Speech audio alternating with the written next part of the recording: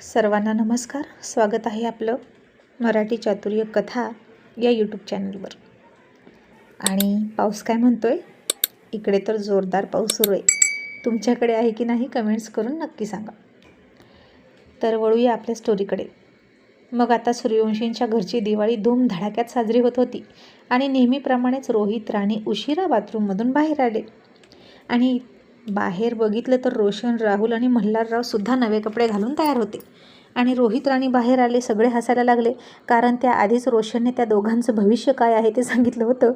आणि राहुल हसला आणि म्हणाला, रोशन, तू ना भविष्य सांगणारा हो, तू बोलतो तेच होतं. आणि रोशन कॉलर टाईट करत म्हणाला, मग दादा, मी ना या गोष्टीमध्ये किडा आहे, किडा.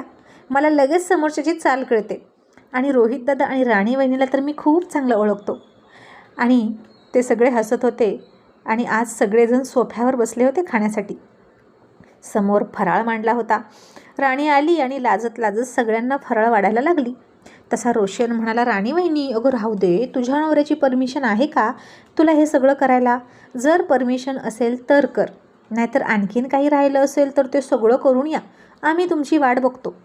तसे आणखीन सगळे थोडे थोडे हसले. आणि राणी म्हणाली, काय हो भाऊजी तुम्ही, काहीही नाही राहिलं. सपना म्हणाली, काहीही नाही राहिलं तर वेळ का लागला? आपण सगळे सोबतच गेलो होतो ना आंघोळ घालायला आपल्या आपल्या नवऱ्यांना, मग उशीर कोणामुळे झाला सांग बरं? आणि सोनम राणीची मस्करी करत म्हणाली, ताई, अहो असं काय विचारता? राणीताईच्या चेहऱ्याला आणि या साडीला सुद्धा उठणं लागलेलं दिसतंय ना, मग जरा विचार करा, दोघांच्या अंगावरचं उठणं यांच्या साडीला कसं? आणि रोशन म्हणाला, बहुतेक दादानं तिला उचलून घेतली असावी. तसं राणी पुन्हा लाजली. आणि सोनम म्हणाली, किंवा मिठीही मारली असेल म्हणूनच उठणं लागलं ना. आणि बघू बघू बघू, हे काय आहे? अरे बापरे, म्हणून राणीच्या गळ्यामध्ये बघितलं, ते सुंदर असं लॉकेट गिफ्ट दिलेलं बघितलं. सगळे म्हणाले, अरे वा, ही कसली भेट. आणि राहुल हसून म्हणाला, तरीच वेळ लागला या दोघांना. पुन्हा नव्यानं दिवाळीच्या भेटीगाठी सुरू झाल्या आहेत वाटतं आतमध्ये. रोहित म्हणाला, ए दादा, अरे गिफ्ट दिले दिवाळीचं, तर त्यात काय बिघडलं? रोशन म्हणाला, म्हणजे तू पाडव्याचं गिफ्ट देणार नाही का? रोहित म्हणाला, देणार ना, पण हे दिवाळीचं गिफ्ट आहे रे, ओव्हरऑल दिवाळीचं गिफ्ट. आता कळलं का? आणि रोशन म्हणाला, कळलं, पण आई बाबा, आता तुम्हाला कळलं का की याचं आतमध्ये काय सुरू होतं? आता इतकं सुंदर गिफ्ट दिलं तर मग राणी वहिनीला इमोशनल होऊन प्रेमाचं भरतं आलं असेल. दादानं तिला मिठीत घेऊन समजावली असेल आणि असंच काहीसं सुरू होतं. त्यानं तिच्या अंगावर पाणी उडवलं असेल, थोडासा खट्याळपणा, थोडासा रोमॅन्स चालला असेल आणि म्हणून उशीर झाला. काय दादा, असंच झालं ना? आता राहुल शेजारी रोशन बसला होता एकदम चिकटून. आणि रोहित हसून पुढे आला आणि त्या दोघांच्यामध्ये भस्कन बसला. तसं पाणी बाजूला व्हावं दगड पडल्यावर, तसा रोहित बसल्यामुळे रोशन आणि राहुल बाजूला झाले आणि रोहितसाठी जागा करून दिली. आणि रोहित म्हणाला, माझी इथे जागा आहे ना मध्ये, मग दादाला चिकटून का बसला? तुझ्या आणि दादाच्यामध्ये मी आहे, लक्षात ठेव, कारण मी मधला आहे. आणि माझ्यामुळे उशीर नाही झाला बेटा, तुझ्या वहिनीमुळे उशीर झाला. लवकर डोळे झाकतच नव्हती, मग मी गिफ्ट कसं देणार? आणि रोशन हसून म्हणाला, ए दादा, गिफ्टसोबत आणखीन काय काय दिलं सांग ना. तशी राणी पुन्हा लाजली आणि म्हणाली, मी रव्याचे लाडू आणते, ते तर राहिलेच की, असं म्हणून आतमध्ये पळून गेली. आणि राहुल म्हणाला, अगं लाडू आहे तिथे. आणि रोशन म्हणाला, असू दे, जाऊ दे रे, आता तिला काहीच दिसणार नाही. आणि जानकी म्हणाली, आता बास, कुणीही मस्करी करू नका, गुपचूप फराळ करा. आणि आता लक्ष्मीपूजन येईलच, त्यामुळे कुणी कुठे कुठे जायचं, लक्ष्मीपूजनासाठी हे ठरवा. आणि लक्ष्मीपूजन जोडीनं झालंच पाहिजे. आता रोशन म्हणणार होता की आई, सोनमच्या घरून फोन आला आहे, पहिला दिवाळी सण आहे, लग्नानंतरचा, आणि बोलवला आहे. पण त्या आतच जानकी म्हणाली, रोशन आणि सोनम, आणि नक्कीच रोशन, तुझ्या सासरवाडीनं तुला निमंत्रण दिलं असेल तर लक्ष्मीपूजन झालं की तुम्ही निघू शकता. परत येण्याची घाई न करता तुम्ही कितीही दिवस राहू शकता, हे तुमचं तुम्ही ठरवा. आणि रोशन हसला आणि म्हणाला, that's like my good mother, तिला सगळं कळतं की आम्हाला काय म्हणायचं आहे. जानकी म्हणाली, सपना आणि राहुल, तुम्हालाही तुझ्या माहेरी जायचं असेल तर जाऊ शकता. आणि राणी, तुझं ग? राणी म्हणाली, आई, मी 1 दिवस जाईन आणि लगेच परत येईन. आणि सोनम आणि सपनाताई जातील तर इथे पण कोणीतरी हवं ना, नाही तर तुमच्या एकटीवर लोड येईल. आणि जानकी म्हणाली, जशी तुझी मर्जी. आणि रोशन म्हणाला, आई, वहिनी असं का बोलते सांगू का? तिला आता दादापासून दूर राहू वाटतच नाही. हो ना गं वहिनी. आणि राणी पुन्हा लाजली. मग इतक्यात राहुलची मुलगी थोडीशी रडायला लागली आणि राणी म्हणाली, मी घेऊन येते तिला. राणी आता फार सफाईदारपणे बाळाला घेऊन आली आणि रोहित म्हणाला, अगं आई, बाळाचं नावही ठेवायचं आहे, तू विसरलीस का? आणि राणी म्हणाली, विसरतील कशा, आहे आमच्या लक्षात, पण बाळ आणखीन थोडंसं मोठं होऊ द्या, 4 महिन्यांची तरी झाली पाहिजे ना, आणि मग नाव ठेवायचं. आणि रोशन म्हणाला, ए आई, काय नाव ठेवायचं गं, आपण आत्ताच ठरवू ना, मी खूप एक्साइट आहे बेबीच्या नावाविषयी. आणि सपना वहिनी, आम्ही नाव ठेवलं तर तेच ठेवायचं बरं का, मध्ये मध्ये टांग अडवायची नाही. आणि सपना म्हणाली, भाऊजी, मी कधी टांग अडवली, तुमचंच बेबी आहे, तुम्ही हवं ते नाव ठेवा. आणि आता रोशन फार फार मॉडर्न नावं सुचवायला लागला, सिया, पिया, अर्णवी. आणि ती नावं ऐकून जानकीला काही आवडेनात. आणि जानकी म्हणाली, रोशन, अरे आपल्या घराण्याला शोभेल असं भारदस्त नाव दे ना. काय तू पण. आणि रोशन म्हणाला, माझं नाव कोणालाच आवडेना का, मधले बंधू, आता तुम्ही सुचवा बरं. आणि राणी म्हणाली, मी सांगू का, राजलक्ष्मी. राजलक्ष्मी राहुल सूर्यवंशी, कसं भारदस्त नाव वाटतं. आणि रोशन हसला आणि म्हणाला, बास, आता कोणीही बोलायचं नाही, इट्स फायनल. वहिनी तू हुशार आहेस बरं का. आणि आता सगळ्यांना ते नाव आवडलं आणि आत्तापासूनच तिला राजलक्ष्मी राजलक्ष्मी म्हणून हाक मारायला सुरुवात केली. आणि आता राणीचा फोन वाजला आणि ती बेडरूममध्ये गेली आणि ती निघाली तशी तिला रोहित म्हणाला, राणी लवकर ये गं, फराळ खायचं आहे. आणि ती म्हणाली, हो येते. आता फोन मनोजचा होता आणि तो तिकडून म्हणाला, राणी हॅपी दिवाळी. आणि राणीही हसून म्हणाली, तुलाही दीपावलीच्या खूप खूप शुभेच्छा. झालं का फराळ आणि आंघोळ केलीस का. आणि मनोज हसून म्हणाला, आता आमची आम्हीच आंघोळ केली, आम्हाला कोण घालणार आंघोळ, पण तुमची दिवाळी मात्र जोरात सुरू दिसते. राणी, तू स्टेटस ठेवले ना सकाळी, खूप छान आहेत आणि अशीच हॅपी राहा. आणि ऐक ना, जे काही मुद्दे मी तुला दुरुस्त करण्यासाठी आणि पाठांतरासाठी दिले होते ते केलेस का गं. आणि राणी म्हणाली, नाही रे, वेळच मिळाला नाही, एवढेच 5-6 दिवस जाऊ दे ना सणाचे, मग मी बघते. आणि मनोज म्हणाला, मला कळते तुझी धावपळ आणि दगदग, खूप जबाबदारी असेल ना गं तुझ्यावर. राणी म्हणाली, हो ना, आता लक्ष्मीपूजनाची तयारी करायची आहे, या फॅक्टरीवर त्या फॅक्टरीवर, त्या कारखान्यावर, पेट्रोल पंपावर, पतपेढी, दूध डेअरी, सगळीकडे जाऊन लक्ष्मीपूजन करायचं आहे, तिथल्या वर्कर्सना गिफ्ट वाटायचे आहेत. आणि हे ऐकून मनोजने डोक्यावर हात मारला आणि मला, बाप रे राणी, अगं तुला कळते का, तू किती मोठ्या साम्राज्याची राणी झालीस, कॉंग्रॅच्युलेशन. आता जी ही तू नावं घेतलीस ना, फॅक्टरी, कारखाने, पतपेढ्या, यांची किंमत कोणी स्वप्नातही करू शकत नाही. पण इतकं सगळं मिळूनही तू माझ्यासारख्या गरीब मित्रासोबत ओळख ठेवली, हेच माझ्यासाठी खूप आहे बाबा. आणि आम्ही सांगू शकतो अभिमानानं, आमची मैत्रीण करोडपती आहे. राणी आता खूप हसली, तिच्या हसण्याचा आवाज बाहेर आला आणि रोहित उठून आतमध्ये आला. आणि राणी म्हणाली, मनोज, मस्करी करू नकोस, मी इथे आले, इतक्या श्रीमंत घरात आले, तरीही तू कायम माझा मित्र राहशील.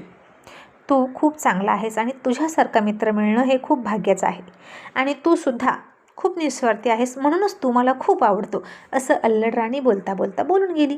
ते रोहित कुमारनं ऐकलं आणि ही अशी का बोलते म्हणून त्याला पुन्हा संशय यायला सुरुवात झाली. आणि रोहित गप्प बसणारातला नव्हता, किंवा आता कसं करू, तिच्या पुढे कसं जाऊ, मी ऐकलं हे तिला कळलं तर, वगैरे वगैरे असलं काही नाही. रोखठोक स्वभावाचा रोहित आता डायरेक्ट तिच्यासमोर आला. त्यानं राणीच्या हातातून फोन हिसकावून घेतला आणि कानाला लावून म्हणाला, मनोज, तिला खूप कामं आहेत, हॅपी दिवाळी, असं जरा रागातच खोचकपणे म्हणाला. आणि राणी आपली समोर उगीच हसत होती, दात काढत होती, हे बघून रोहितला राग येत होता. आणि तिकडून मनोज म्हणणारच होता की, सर, तुम्हालासुद्धा दीपावलीच्या हार्दिक हार्दिक शुभेच्छा, पण त्याआधीच रोहितनं फोन कटसुद्धा करून टाकला आणि राणीच्या हातात फोन ठेवला आणि तिला थोडासा डॅशिंग लुक देत म्हणाला, बाहेर ये, आम्ही वाट बघतोय. आता राणीच्या मनात काहीही नव्हतं, ती लगेच बाहेर गेली. आणि रोहितला ठरल्याप्रमाणे मेघना मॅडमचा फोन आलाच हॅपी दिवाळी म्हणण्यासाठी. त्यानंसुद्धा फोन घेतला आणि 20 सेकंदात कॉल संपवला आणि फोन ठेवून दिला. आणि मग इतकं तरी इतकं, दिवाळीच्या पहिल्या दिवशी तो बोलला म्हणून तिला आनंद झाला. पुन्हा सगळ्यांचा फराळ झाला आणि तिची आवराआवर होईपर्यंत तो आतमध्ये आला आणि त्याच्या डोक्यात सतत तेच तेच, तू मला खूप आवडतं, असं राणी म्हणाली तेच यायचं. आधीच तो काही कमी शंकेखोर होता का, आणि असलं काही ऐकलं बघितलं की त्याला त्रास व्हायचा आणि डाऊट वाढायचा. पुन्हा राणीचा फोन वाजला. रोहितनं बघितलं तर तिच्या भावाचा फोन होता. राणी पुन्हा पळत पळत मनोजचा फोन असेल म्हणून आली आणि तिच्या भावाचा फोन बघून थोडीशी रिलॅक्स झाली आणि म्हणाली, अरे तू आहेस होय, मला वाटलं मनोजचा फोन आहे. आणि ते आम्ही जाणार ना दापोलीला, याची तयारी सुरू आहे आमची. बोल ना काय म्हणतो. आता रोहितने ते ऐकलं आणि हिला मनोजच्या फोनची खूप वाट बघू वाटते का, असं म्हटला तो. तिचा भाऊ म्हणाला, ताई तू कधी येणार दीपावलीला, मी वाट बघतोय तुझी. ताई 2-3 दिवस तरी ये ना गं, लगेच परत जाऊ नको. तू कधी येतच नाही इकडं. तुझं सासर जवळ आहे म्हणून काय झालं, सगळ्या मुली जशा जातात तशी तू पण ये ना. आणि राणी आता त्याला समजावत म्हणाली, नाही रे राजा, इथे पण खूप जबाबदारी असतात ना, मी जास्त नाही येऊ शकत. पण येणार आहे, फक्त 1 दिवस राहणार नाही बरं का, पण लगेच निघणार. आता तिच्या आईला बरं वाटायचं, राणी नाही राहिली तरी यायची लगेच जायची. ज्याच्या त्याच्या घरी नवऱ्यासोबत जी ती खुश असलेली बरी. पण तिचा भाऊ खट्टू झाला आणि म्हणाला, मग मी येऊ का तिकडं. आपल्या शेजारचा बबलू बघ ना, त्याच्या ताईकडे 8 दिवस झालं गेला दिवाळीसाठी. ताई मी कुठे जाऊ गं, तुझा इतकं मोठं घर आहे आणि मी एकदाही नाही बघायला आलो. येऊ का मी. आता रोहित तिथंच होता. तो तिचं बोलणं कान देऊन ऐकत होता. राणीनं त्याच्याकडे बघितलं आणि म्हणाली, नाही नाही तू इथे नाही यायचं. तिचा भाऊ म्हणाला, का गं ताई, तुझं पण घर आहे ना ते, मग मी माझ्या बहिणीच्या घरी नाही येऊ शकत का. राणी आता हळूच गॅलरीत गेली. पुन्हा रोहितनं कान टवकारले, ती काय बोलते यासाठी. राणी हळूच म्हणाली, हे बघ तू वेडा आहेस का रे, हे माझं सासर आहे, मी अशी तुला नाही इथं राहायला आणू शकत. तिचा भाऊ म्हणाला, अगं पण का.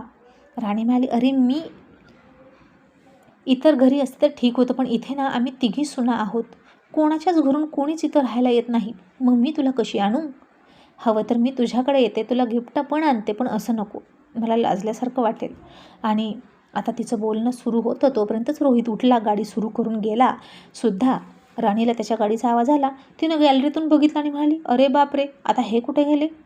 पण आता ती तिच्या भावासोबत बोलली, फोन ठेवला आणि पुन्हा तिच्या कामाला लागली.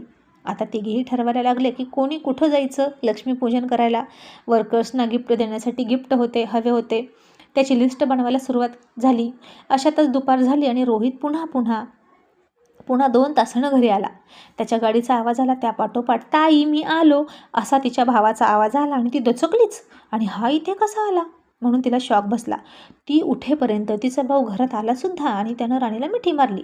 आणि राणीला बघून त्याला आनंद झाला, पण राणीला नाही आनंद झाला.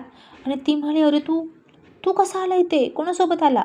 तिचा भाऊ म्हणाला, मला दाजी घेऊन आले, मी त्यांच्या गाडीत बसलो, त्यांनी मला खूप फिरवलं, शॉपिंग पण केली. आणि त्या पाठोपाठ रोहित आतमध्ये आला आणि त्याच्या चेहऱ्यावरचा आनंद बघितला आणि रोहितलाही आनंद झाला. पण आता रोहितकडे बघितलं आणि राणीला मात्र त्याच्याविषयी काय बोलावं तेच कळेना. तो राणीला सरप्राईजवर सरप्राईज गिफ्ट देत होता आणि तिच्याकडे काहीच नव्हतं त्याला देण्यासाठी. मग आता सोनम, सपना, जानकी तिच्या भावाला बघून म्हणाल्या, अरे वा, ये इथे ये, बस. राणी, अगं किती क्यूट आहे तुझा भाऊ, इतक्या जवळ आहे तरी तू कधीच का नाही त्याला आणि तिथे. आणि आता तिचा भाऊ सोफ्यावर बसला. तो गुबगुबीत सोफा बघितला, त्यावर खूप उड्या मारायला लागला आणि ताई हे किती मस्त आहे, मी इथे झोपू शकतो का असं म्हणायचा. राणीला आता लाजल्यासारखं वाटायचं, पण बाकीचे सगळे त्याच्याकडे बघून हसायचे. आणि राणी तिच्या भावाला म्हणाली, तू माझ्या बेडरूममध्ये चल असं म्हणून त्याला घेऊन गेली. आणि त्याला ती ओरडणार हे रोहितला माहीत होतं, म्हणून रोहितही लगेच तिच्या मागे गेला.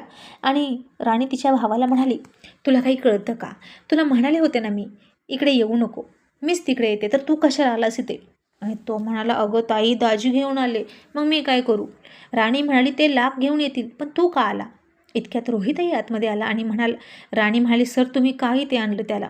आणि रोहित म्हणाला, पण हरकत काय आहे, तो काय करतोय तुला, त्याला स्वतःच्या हाताने भरवायचं आहे का तुला. तो स्वतः खाईल ना, त्याचं काम करतोय तो, का नको त्याला आणायला, हे त्याच्या बहिणीचं घर आहे. राणी म्हणाली, पण मला लाज वाटते. रोहित म्हणाला, काहीही लाज वाटून घ्यायचं कारण नाही, समजलं.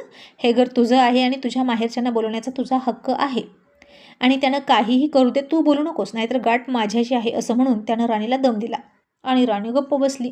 पण तरीही तिनं तिच्या भावाला फार चांगलं सांगितलं की इथं कसं राहायचं. समजावून सांगत होती, कोणत्याही वस्तूला हात लावायचा नाही, शांत बसायचं, वस्तू सगळ्या महागड्या आहेत, तोडायच्या नाहीत आणि उद्या इथून जायचं. आणि तो म्हणाला, नाही दाजू तर म्हणाले की मला इथे हवं तितकं राहू शकतो. ताई मी 2 दिवस थांबू का, मला फार आवडलं तुझं घर, किती मोठं आहे ग हे, आपली किती घरं या घरात बसतील ग ताई. आणि राणी म्हणाली, नाही इतके दिवस तू नाही थांबायचं, फार तर 1 रात्र राहशील आणि उद्या जा. आणि तिचा भाऊ नाराज झाला आणि मग त्याला फराळ वगैरे खायला दिला. राणी त्याला जास्तीत जास्त तिच्या बेडरूममध्येच ठेवायची. आणि मग पुन्हा संध्याकाळी राणी राजलक्ष्मीला घेऊन बसली होती. तिथं रोहित आला आणि म्हणाला, राणी सांग बरं, आता राजलक्ष्मी कुणासारखी दिसते. आता राजलक्ष्मी सेम टू सेम सपनासारखी दिसत होती बरं का. आणि हे सगळ्यांनी मान्य केलं होतं, खुद्द राहुलनं सुद्धा. पण आता या हट्टी आणि दुराग्राही रोहित मला कोण समजावणार. आणि रोहित म्हणाला, अगं बोल की, बघ राहुल दादासारखी दिसती का नाही ती. आणि राणीसुद्धा तुमचाच रेडा गाबना असं वाटून म्हणाली, हो हो अगदी राहुल दादासारखी दिसते बरं का. आणि मग माझंच खरं झालं म्हणून रोहित हसायला लागला आणि तो म्हणाला, तिला दे ना माझ्याकडे. राणी म्हणाली, नको सर, ती किती लहान आहे, तुम्हाला सांभाळता तर येईल का. आणि रोहित म्हणाला, का नाही येणार सांभाळायला, उद्या आपली मुलं झाल्यावर मला सांभाळावं लागेलच की नाही. आणि हे ऐकलं तसा तिचा भाऊ म्हणाला, ताई म्हणजे तुला पण बाळ होणार आणि मी मामा होणार. ताई सांग ना गं, केव्हा बाळ होणार तुला. असा त्यानं हट्टच पकडला. आणि राणी आपली गप्पच बसली आणि त्याला गप्प बस म्हणायची. आणि रोहित म्हणाला तिच्या भावाला, आत्ताच नाही रे, ती तुला मामा आणि मला बाबा बनवणार. अजून 4 वर्ष थांबायचीत आपल्याला. तोपर्यंत आपण दुसऱ्यांचाच मामा आणि दुसऱ्यांचाच काका व्हायचं. मला माझी मर्दानगी सिद्ध करण्याची संधीसुद्धा देत नाही ही मुलगी. असं म्हणून त्यानं राजलक्ष्मीला राणीच्या हातातून घेतलं. आणि राणी म्हणाली, अहो नको, तुला काही झालं तर. रोहित म्हणाला, काका आहे मी तिचा, कंस मामा नाही, चला आणि इकडे. आणि आता त्या राजलक्ष्मीसाठी रोहित राणीची भांडणं लागली. रोहित एकदा घेतली राजलक्ष्मी तिला देतच नव्हता. तू तुझं बाळ आल्यावर हक्क दाखव, हे माझ्या दाताचं बाळ आहे, मी घेणार असं म्हणाला. आणि आता कशाचं काय, बाळ जरी आईच्या पोटातून आलं असलं तरी त्याच्यावर जास्त हक्क बापाचा, हे सर्व मान्य होतं. आणि इथे सूर्यवंशींच्या घरात तर तो हक्क जरा जास्तच होता. मग आता राजलक्ष्मी रोहितकडे रडायला लागली. राणी म्हणाली, अहो द्या ना. इतक्यात सपनासुद्धा तिथं आली आणि म्हणाली, काय झालं गं राणी, का रडायला लागली ती. आणि राणीनं रोहितकडे बोट केलं आणि गप्प बसली. सपनासुद्धा काही बोलली नाही, कारण आता रोहितला कोणी बोलायचं. नाहीतर काही बोलावं तर तो म्हणायचा, तुमचा काय संबंध, हे बाळ माझ्या भावाचं आहे. असं जर तो म्हणाला ना तर अपमान झालाच म्हणून समजा. म्हणून सपना पण गप्प बसली. आता राजलक्ष्मी रडायला लागली आणि सपना तिची आई असून रोहितला म्हणाली, भाऊजी अहो तिला भूक लागली असेल, मी दूध पाजते आणि तुमच्याकडे देते परत. आणि मग रोहित म्हणाला, ठीक आहे. आता सपना त्याच्या हातातून राजलक्ष्मीला घ्यायला गेली तसा रोहित म्हणाला, थांबा. मग त्याने राजलक्ष्मी राणीकडे दिली. मग राणीने राजलक्ष्मी सपनाकडे दिली. कारण असं का केलं तर सपनाचा रोहितला हात वगैरे लागेल राजलक्ष्मीला घेण्याच्या नादात, आणि तिचा स्पर्शसुद्धा नको होता रोहित कुमारला. म्हणून त्यानं असं राजलक्ष्मीला राणीच्या तर्फे तिच्याकडे सोपवलं. आता रोहित म्हणजे रोहितच होता, एकदम हट्टी. मग संध्याकाळ झाली. राणीचा भाऊ रोहित खूप फटाके उडवायचे आणि सगळं महिला मंडळ राहुल मल्हारराव बघायचे फक्त. मग रोशनने सोनमच्या हाताला पकडली, तिलासुद्धा गार्डनमध्ये घेऊन गेला. दोघं मिळून फटाके उडवायला लागले. फटाके हातात घेऊन फोटो काढले. रोहितनं सुद्धा राणीला घेतली आणि जानकी राहुलला म्हणाली, राहुल सपनासोबत 2 फटाके तरी उडव. नाही म्हणजे मला माहीत आहे तुला नाही आवडत, पण सगळे एन्जॉय करतात तर तिलाही एन्जॉय करू दे, तिचीही इच्छा असेल की.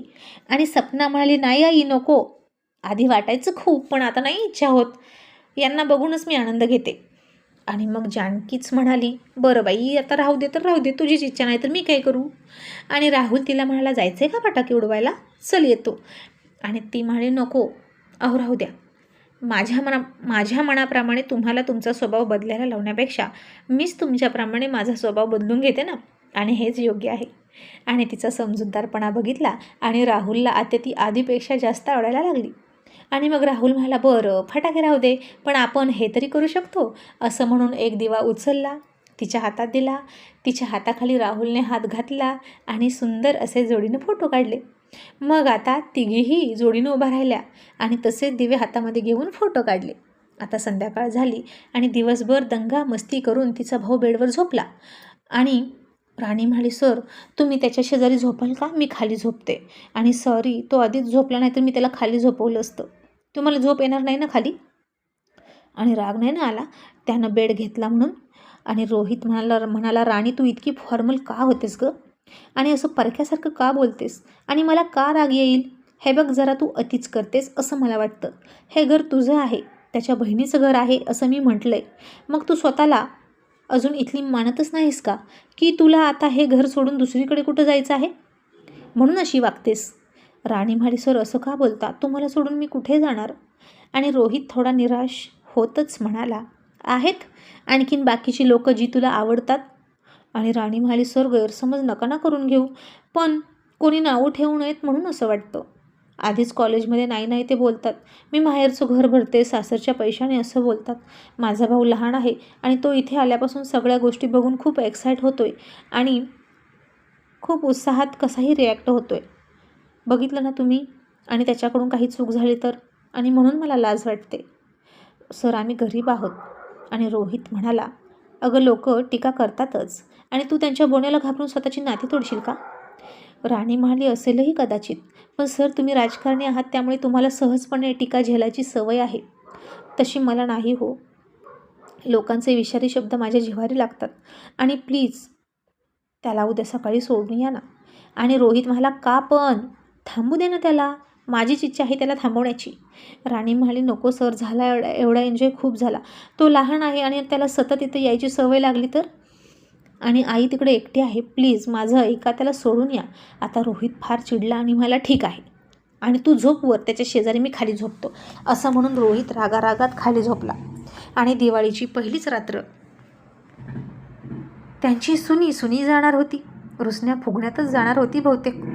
मग रोहित तर आता रुसूनच झोपला तिच्याकडे पाठ करून. आणि पुन्हा त्याच्याजवळ राणी आली. त्याला मिठी मारून झोपली. आता तो म्हणाला, कशाला आलीस? जा तिकडे. राणी म्हणाली, जिथे तुम्ही तिथे मी नाही तुमच्यापेक्षा वरच्या स्थानावर झोपू शकत. रोहित म्हणाला, हां, असंच गोडगोड बोलायचं आणि स्वतःची मनमानी करायची आणि नवऱ्याचा एकही शब्द ऐकायचा नाही. राणी, आता तुझं पॉलिटिक्स कळतंय बरं का मला. ती हसली आणि म्हणाली, पॉलिटिक्स कसलं तेव्हा? हा तर माझा रोमॅन्टिसिझम आहे. मला नाही पॉलिटिक्स खेळता येत, मला फक्त रोमॅन्टिक होता येतं. आणि तो हसला आणि तिच्याकडे तोंड केलं आणि म्हणाला, वेडाबाई. ती म्हणाली, सर तुम्हाला गादी टाकू का खाली बाहेरून आणून? चटई रुतत असेल ना. आणि थँक्यू सो मच आजी, तुम्ही माझ्या भावाची इच्छा पूर्ण केली म्हणून. माझ्याकडून झालंच नसतं हे. आणि या सरप्राईजबद्दल खूप खूप थँक्यू. आणि रोहित म्हणाला, तुझं बोलणं ऐकलं आणि तू त्याला नकोच म्हणत होती आणि मग म्हटलं आपणच घेऊन यावं. राणी, अगं कुठे जास्त नातेवाईक आहेत तुझे? फक्त आई आणि भाऊ. आणि माझंसुद्धा कर्तव्य आहे त्यांच्याप्रती, कळलं? आणि तू मला अडवायचं नाही. आणि मी त्याला सकाळी सोडणार नाही. त्याची इच्छा असेल आणि मन भरेपर्यंत, तोपर्यंत तो इथे राहणार, मगच तो आपल्यासोबत येईल. हवं तर इथेच भाऊबीज करेल आणि मग आपण सोडून येऊया त्याला. And that's my order. आणि तू तुझ्या मनाला काही समजवायचं ते समज. बाकी घरात कोणीच काही बोलणार नाही, ही गॅरंटी माझी. राणी, आपल्या घरचे इतके वाईट आहेत असं तुला वाटतं का गं? अगं तू आधीच सगळ्यांची मनं जिंकून घेतली आहेत, त्यामुळे तुझी कितीही माणसं येऊ दे, अख्खं वराड येऊ दे, पण खपून जाणार म्हणजे जाणार. कारण जिथं सून चांगली असते ना, तिथं सगळं खपतं. आणि राणीनं आता त्याला मिठीच मारली आणि म्हणाली, किती चांगले आहात हो तुम्ही. असं वाटतं की तुमच्यावरून जीव ओवाळून टाकावा. पण तो जीवसुद्धा माझा नाही, कारण तो तर मी कधीच तुम्हाला लावला आहे. मग आता मी तुमच्यासाठी काय करू?